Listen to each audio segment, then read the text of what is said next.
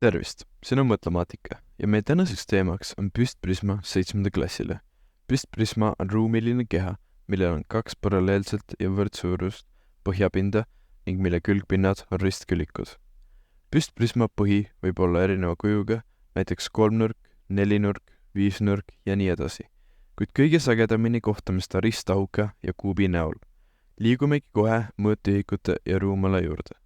Ruumala arvutamiseks kasutatakse tavaliselt kuupsentimeetreid, kuupmeetreid või liitreid.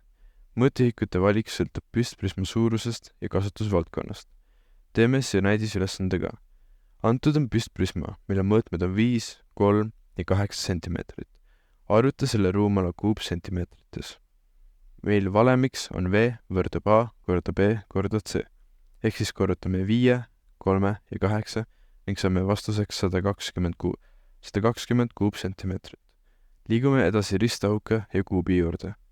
Ristahukas on püstprisma erijuht, mille kõik küljed on ristkülikud. Kui kõik ristahuka servad on võrdsed, saame kuubi, mis on veelgi erilisem püstprisma tüüp. Kuubi kõik küljed ja nurgad on võrdsed. Teeme see näidisülesandega. Arvuta kuubi ruumala, kui selle serva pikkus on 4 sentimeetrit.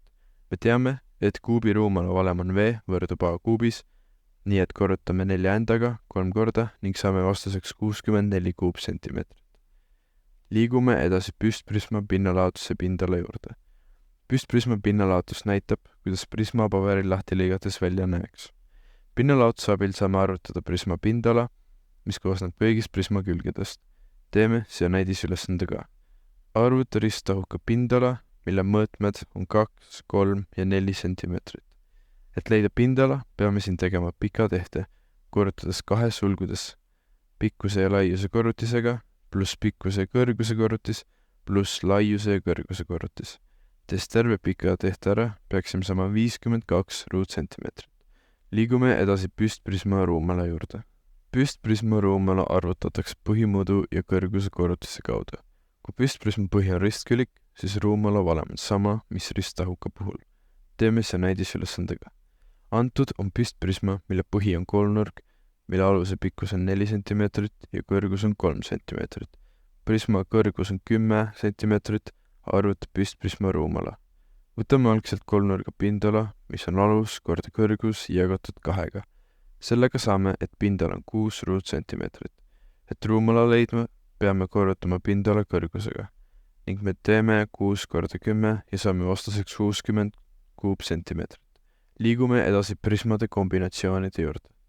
Prismade kombinatsioonid on keerukamad geomeetrilised kehad, mis koosnevad mitmetest erinevatest prismadest. Need võivad olla erinevate põhimõõtudega ning neid kasutatakse keerukamate struktuuride kujundamiseks. Teeme see näidisülesandega. Arvuta kombineeritud prisma ruumala, mis koosneb 2 püstprismast. Esimese prisma mõõtmed on 2, 3 ja 5 sentimeetrit ning teise prisma mõõtmed on 3, 3 ja 4 sentimeetrit. Esimese prisma ruumalaks korrutame 2, 3 ja 5 ning saame 30 kuupsentimeetrit.